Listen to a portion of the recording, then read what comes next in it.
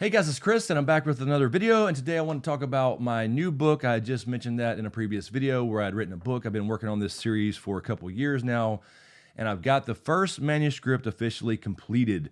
And now, of course, I'm going through and revising that as well. But today I want to do something a little special for you guys and introduce the prologue of the first book in this series, the Crimson God series. Now, this has been up on Patreon for quite a while, as well as a few more chapters, and I will be releasing more chapters on Patreon as well. So if you guys are interested, please consider joining our Patreon community. The link will be in the description below, because I need all you guys to give me feedback. I need beta readers, all that stuff.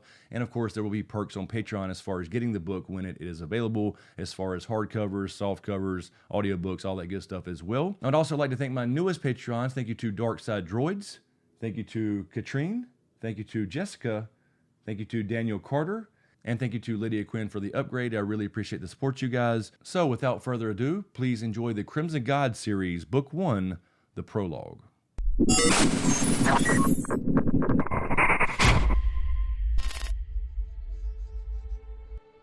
The change was abrupt. Merrick had never seen such fog. It loomed ahead as if the gods had poured a thick, grey cloud upon the earth. It seemed a living thing the way it twisted slowly, devouring itself. Merrick thought of his love Elliot, and the many times he had watched her sleep as the mist seemed to breathe in a deep, rhythmic pattern. The Order of Preceptors hadn't written much of this place.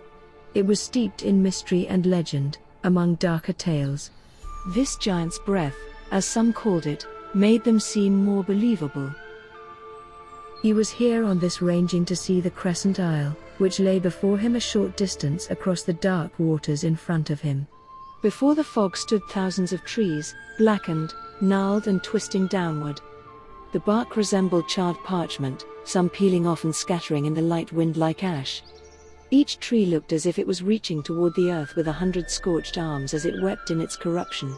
The air smelled of decay, but with a tinge of sweetness riding the breeze. The look and feel were a vast difference in what he looked upon and where he stood. The journey to the Whispering Wood had been long, Merrick thought to himself.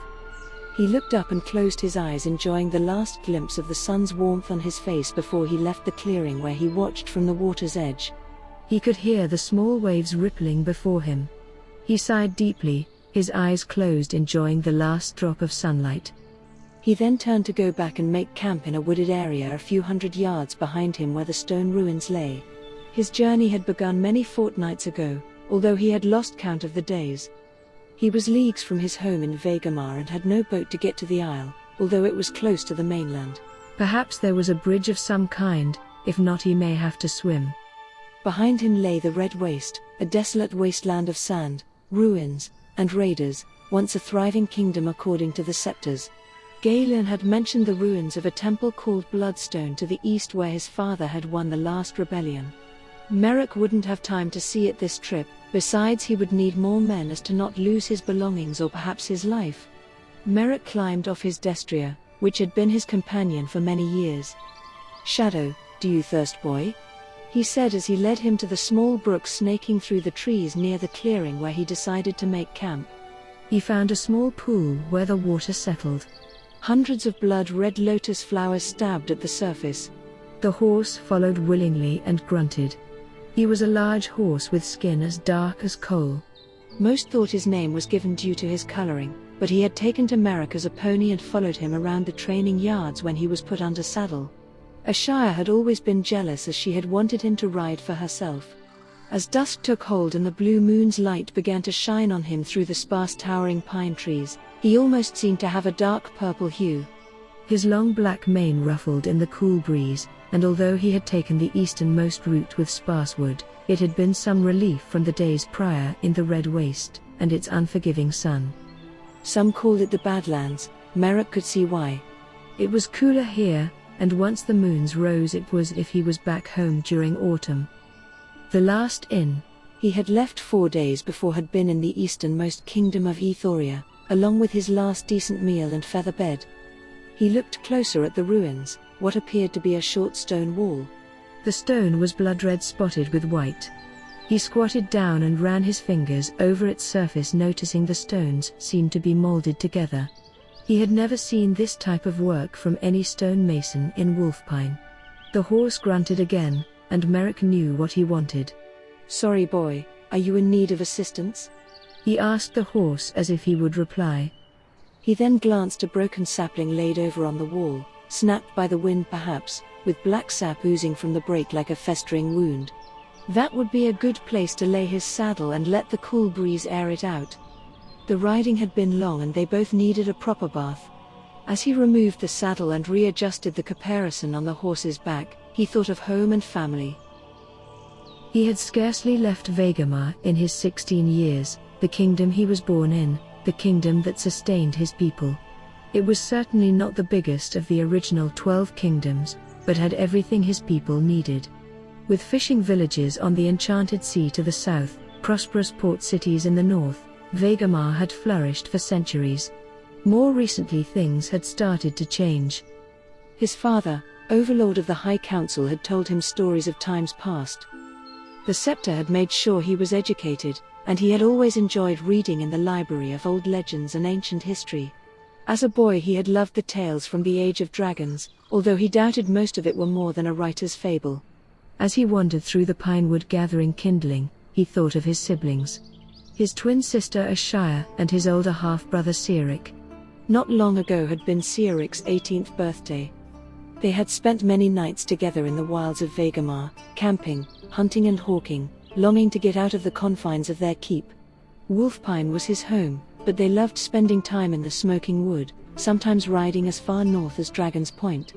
He had seen little of Arsgoth but yearned to see more, which is why he had asked to take on this ranging. Sirik would have jested him about building such a large fire. He seemed to enjoy the darkness. This was more to keep the bloodthirsty pinflies away, and to hopefully cook supper. Merrick's stomach growled with hunger, and his light was fading. He needed to snare a rabbit, or it would be salt beef again this night, further depleting his rations.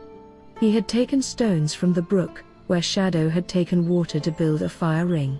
He added his kindling and pulled his worn piece of flint from his black-stained leather saddle pack. With just a few strokes from his dagger, a large spark leapt from the blade, and budding flames quickly danced to life, engulfing the dried pine needles and kindling. He would check his snares shortly, but first he reached for his bedroll and laid it out next to the fire to warm. It was old and worn doeskin, but it would have to suffice. As he sat and started to remove his armor, he was relieved he had only worn his light-boiled leather. His young retainer, Mitch, had not come this far. He was the son of Lord Proman, and Merrick wanted him to return to Wolfpine before the council convened. He had sent him back a few days ago, to inform the council where he was and that he would return after exploring the Crescent Isle and the strange tales that surrounded it. He enjoyed his company but had promised his family he would send word, but he had not stopped at Marshwood to send a corvid as it was too far east. His armor was black and faded, and only adorned with simple silver studs in a repeating diamond pattern. After laying his sword beside his bedroll, he loosened the 4 straps on either side with matching silver buckles. He was about to pull it over his head when he realized he still had his half-cloak hanging over his left shoulder. Frayed and tattered, he removed it from the silver clasp on his shoulder pad. He stood and walked over to a young ash tree, and hung it over a low-hanging limb as if to display it to any passers-by. Like his armor, it was dyed black with his house sigil, a blood-red ancient glyph of a sun, emblazoned on the lower portion of the cloak, almost as wide as the cloth itself. The red glyph was a simple circle surrounded by 8 points. 4 of them more elongated. It always reminded him of a windrose on one of the many maps he had seen back home in his father's study.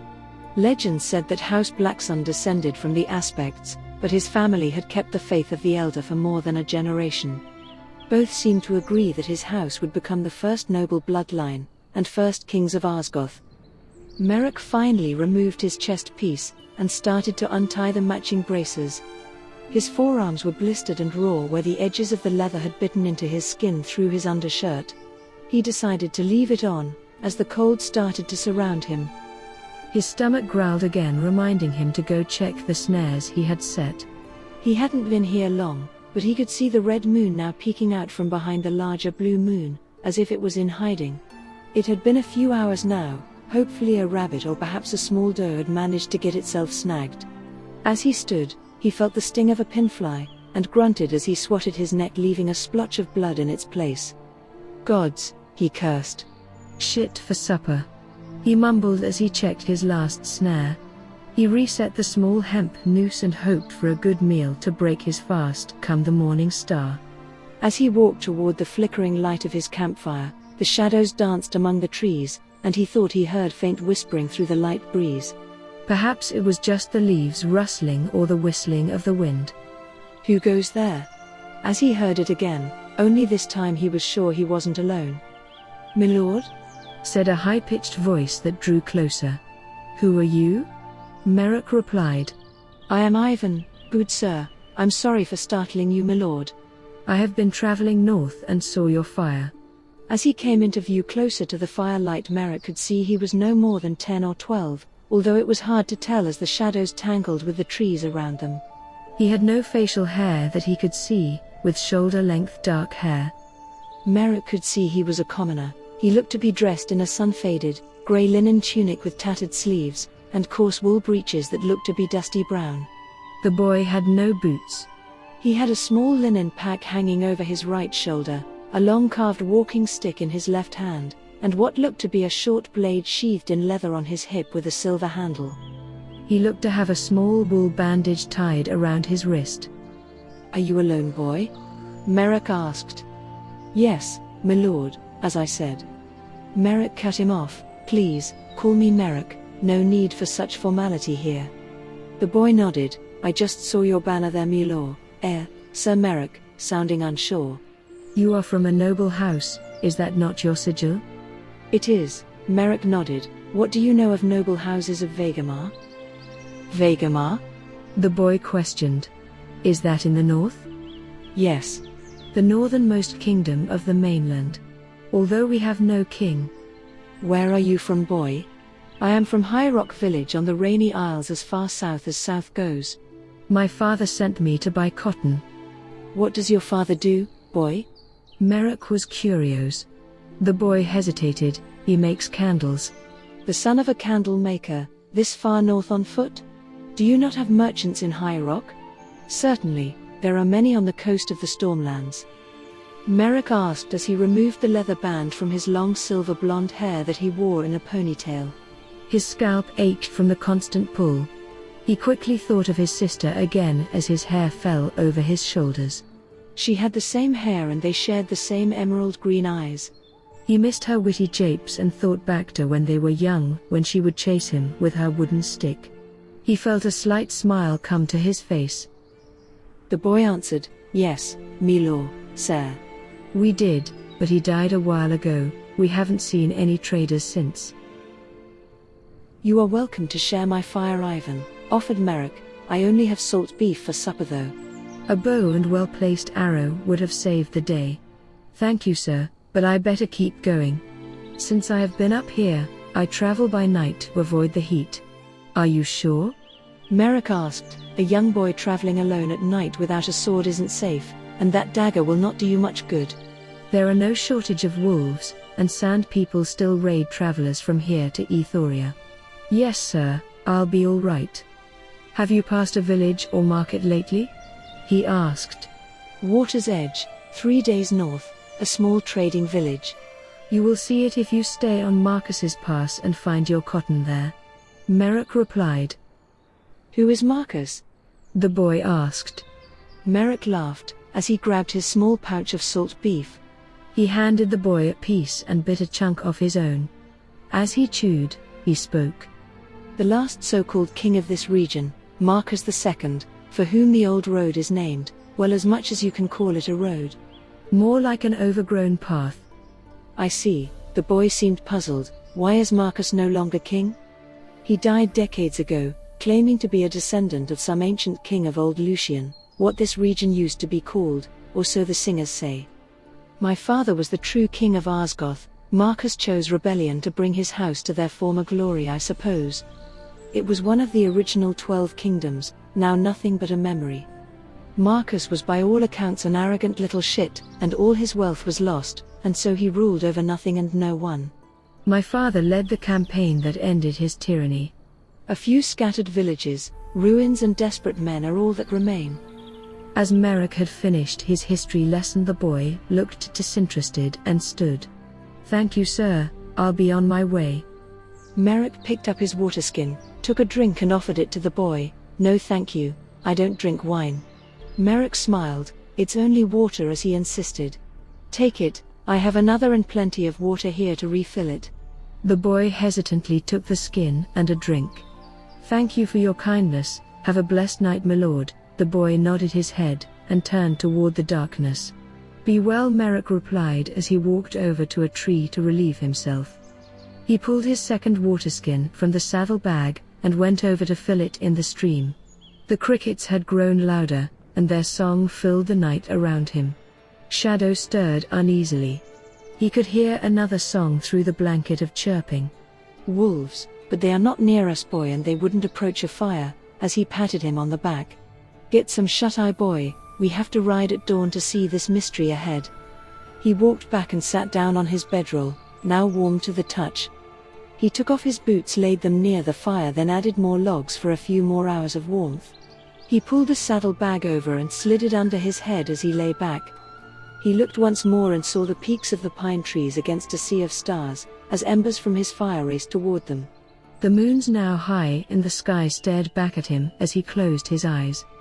As Merrick took a deep breath and tried to relax, he thought more of home and his journey so far. Every year the council sent out ranging parties across Osgoth to document and report back the general state of things. They were to document any specifics worth noting that may affect the noble houses and those they represented. He had volunteered to come here. Tales of the Crescent Isle were abundant, and he was curious to see for himself. Not much was known about this area.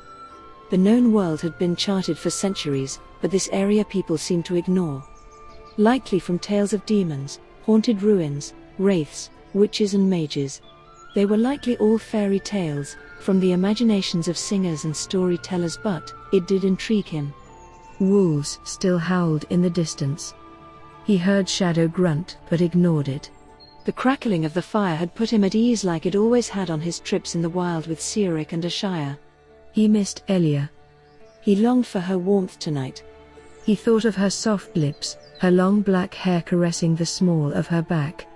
The curve of her hips and buttocks, her soft skin, long legs and her firm breasts.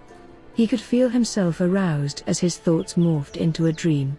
He faded into sleep with a slight grin as she straddled him. He held her hips as she rode him slowly, looking into his eyes, moaning in pleasure. He felt her warmth. Then he felt the pain. It struck like lightning. He opened his eyes. He clutched at his chest. He looked down to see his own hands sticky with blood, grasping at a silver handle buried in his chest. His lifeblood dyed his tunic black around the blade and quickly expanded outward in all directions. He felt like a raging fire was coursing through his veins. He rolled over to try and stand and saw the firelight as a hazy darkness started to surround his field of vision. He was on his right elbow trying to reach forward as his other hand found only dirt. He could not push himself up, his strength was leaving him. He lifted his chin to glimpse bare feet as he tried to speak, tried to breathe. He managed a gurgled wah. "Why?" But it was no use. Blood filled his throat as he spat and tried to breathe once more. As he fell to his back, the stars all seemed to merge into one, then darkness. "I told you, my lord," he heard a muffled voice say. "I told you I found him." The wolves continued to howl, and all he felt was the cold.